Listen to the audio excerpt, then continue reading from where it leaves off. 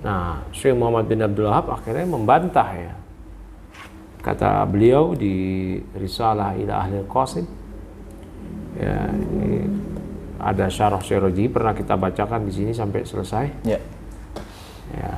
Kata Syekh Muhammad bin Abdul Wahab, "Wallahu ya'lamu anna ar-rajula iftara alayya umuran lam aqulha."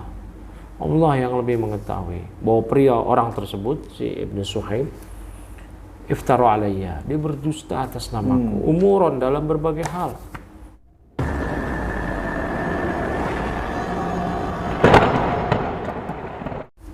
Bismillahirrahmanirrahim. Assalamualaikum warahmatullahi wabarakatuh. Waalaikumsalam warahmatullahi wabarakatuh. Alhamdulillahi rabbil alamin. Wassalatu wassalamu ala asyrafil anbiya'i wal mursalin, nabiyina wa sayyidina Muhammadin wa ala alihi wa sahbihi ajma'in, amma ba'd. Teman-teman semua pemirsa dari SSTV atau Sanggah Syubhat TV, sebagaimana biasanya kita masih dalam program Sanggah Syubhat ya, apalagi programnya. Masa kita bikin program talk show yang lain-lain, ya udah ya seputar syubhat. Iya. Seperti biasa bersama sumber syubhat kita, Bang Ain. Gimana kabar ya? Alhamdulillah. Bajunya menjadi baik adalah proses. Jangan, ntar di endorse. Apa-apa. Punya teman kita ini kan. Iya. Gimana nih? Ya. Ada syubhat apa lagi syubhat yang ini? Sekarang mau kita bawain itu mungkin masih seputar polemik yang diperdebatkan. Masya Allah. Yang tidak kalah ngerinya itu sekarang mungkin saya mau bahas madhab. Madhab? Iya. Kalau di kalangan tuduhan dari mungkin saudara-saudara kita Asy'ariyah ya, jadi mengatakan bahwa Wahabi itu anti madhab. Atau bahkan yang notabene Wahabi sendiri cenderung dia juga yang ekstrim ya, mengdeklar bahwa mereka juga anti madhab gitu, Ustaz. Nah sekarang pertanyaan gini, emang aslinya itu bagaimana sih? Syekh Muhammad bin Abdul Wahab sendiri deh, beliau bermadhab apa enggak? Kenyataannya seperti apa? Nah itu syubhat yang kita harus sanggah sepertinya. Berat ya. Ya. Monggo. Syekh Muhammad bin Abdul Wahab pernah menepis tuduhan itu ya. Tuduhan apa tuh? Yang anti madhab? Beliau anti madhab ya. Jadi dulu ada ya namanya Ibnu Suhaib. Memang suka menuduh Syekh Muhammad bin Abdul Wahab yang enggak. Itu sezaman ya sama Syekh? Iya. Nah, Syekh Muhammad bin Abdul Wahab akhirnya membantah ya. Kata beliau di Risalah ila Ahlil Qasim, ya, ini ada syarah Syarazi, pernah kita bacakan di sini sampai selesai. Ya. Kata Syekh Muhammad bin Abdul Wahab, "Wallahu ya'lamu anna ar-rajula iftara alayya umuran lam aqulha." Allah yang lebih mengetahui bahwa pria orang tersebut, si Ibnu Suhaib, iftara alayya, dia berdusta atas namaku, umuran dalam berbagai hal, berbagai perkara, lam aqulha, yang tidak pernah aku ucapkan. Walam ya'ti aktsaruha ala bali, bahkan kebanyakannya itu enggak terlintas di benak saya untuk saya bisa mengucapkan demikian. Tuduhan-tuduhan Ibnu Suhaib, yang akhirnya tuduhan Ibnu Suhaib itu diwarisi oleh para pembenci dakwahnya Syekh Muhammad bin Abdul Wahab. Ya, tuduhannya sama seperti tuduhan Ibnu Suhaib. Minha kata beliau. Qauluhu, yaitu ucapan dia si Ibnu Suhaib ini, ucapan juga orang-orang zaman sekarang. Inni mubtilun, ya. Inni mubtilu kutubil madzahib al-arba'ah. Saya membatalkan ya kitab-kitab madhab yang 4. Ini mubtil kutub al-madzahib al-arba'ah. Saya membatalkan kitab-kitab madhab yang 4. Wa inni aqul innan nas min 600 sanatin laisu ala syai'in. Juga tuduhannya, manusia sejak 600 tahun itu tidak berada di atas sesuatu apapun. Artinya tuduhan mengkafirkan kaum muslimin. Wa inni adda'i al-istihada wa inni kharijun anit taqlid, dan seterusnya. tuduhan dia lagi bahwasanya saya mengklaim diri saya adalah mujtahid. Saya sudah lepas keluar dari taklid. Ya.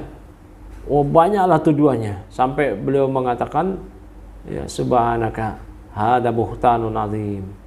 Ini Maha suci Engkau ya Allah, ini kedustaan yang sangat besar. Jadi ini sudah disanggah oleh Syekh Muhammad bin Abdul Wahab. Kalau beliau dikatakan tidak bermadhab, ini keliru. Beliau mempelajari fikih-fikih madhab. Bahkan dalam berbagai buku-buku biografi beliau mempelajari 4 madhab. Namun beliau cenderung ke madhab Hanbali. Ya, madhab Hanbali. Nah, dan beliau banyak mengambil pendapat-pendapat Hanbali di situ ya, karena beliau bermadhab Hanbali. Dan para ulama yang setelah beliau pun juga mereka Hanabilah.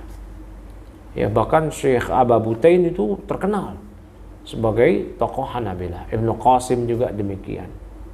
Sampai-sampai para ulama zaman sekarang ya, semisal Syekh bin Baz itu ya, maupun sebelum Syekh bin Baz, Syekh Abdul Latif, Syekh Muhammad bin Ibrahim, Mufti itu Saudi. Ya, itu banyak mengambil pendapat-pendapatnya Hanbali. Sampai Syekh Shalih Al-Fauzan mensyarah kitab-kitab Hanbali. Ya.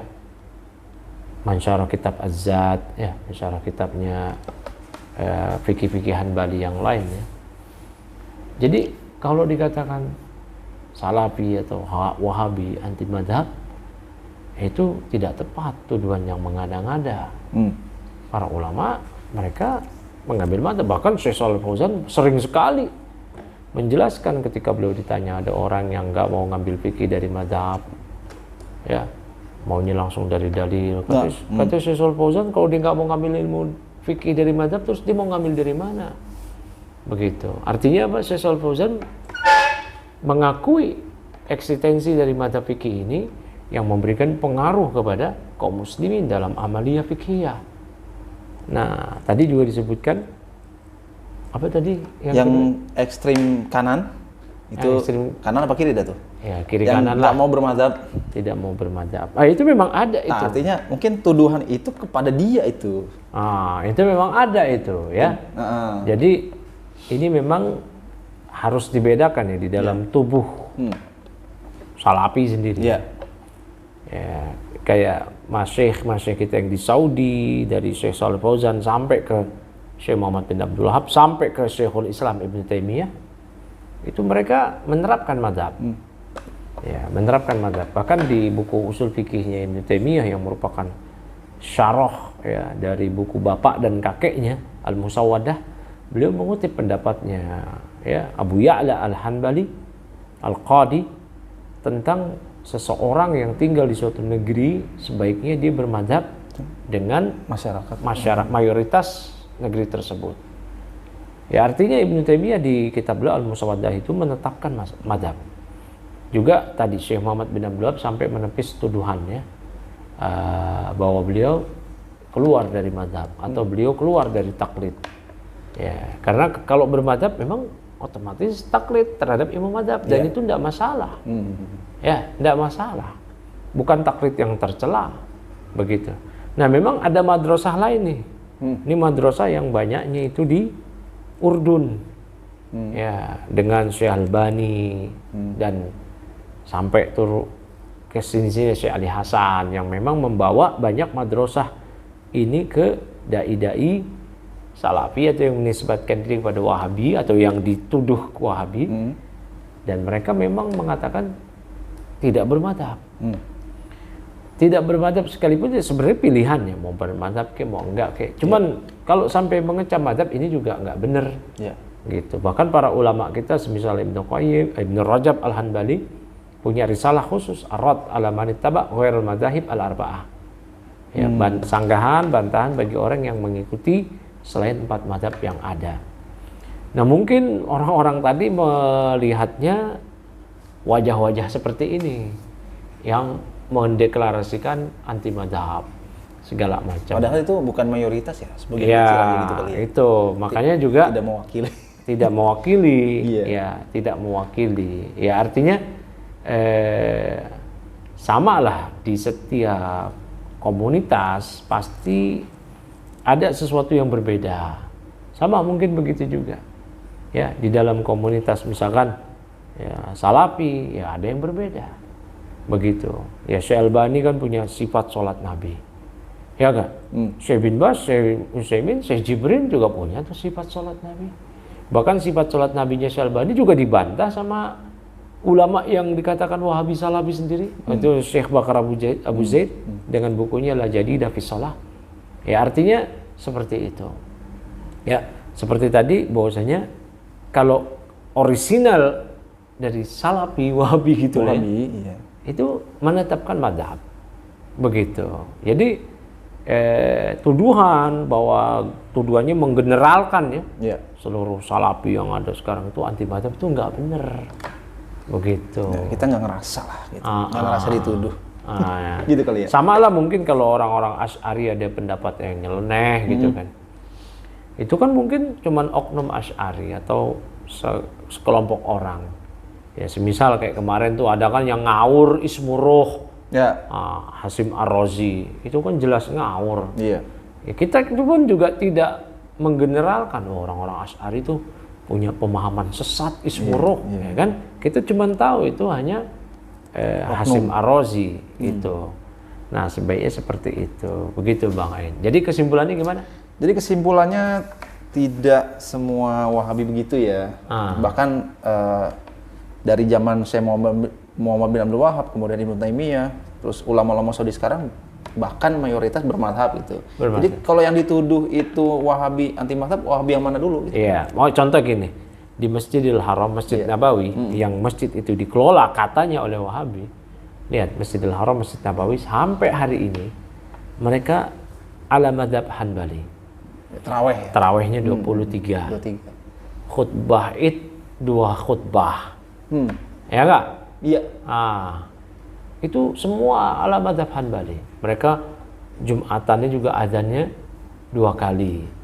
Ya ala Hanbali. Enggak kunut subuh karena madhabnya Hanbali. Iya, tapi ke waktu imamnya Syekh Sudes datang ke Istiqlal dia kunut. Bismillahnya juga dijaharkan Gitu. Nah, itu memang sesuai seperti juga itu. Ya. Madhab Hambali kan? Ya seperti itu memang. Ya enggak saklek gitu. Iya, fikih itu luwes. Artinya Wahabi yang dimaksud tadi itu yang mana gitu? Ya nggak tahu. Kalau dirinci gitu kan? Kita nggak termasuk yang itu kan? Mungkin ente kali bukannya? Kita udah nggak begitu. Oh udah nggak begitu berarti dulu ya. Tapi begitu aja ya. Iya. Mudah-mudahan bermanfaat. Wassalamualaikum warahmatullahi wabarakatuh. Waalaikumsalam.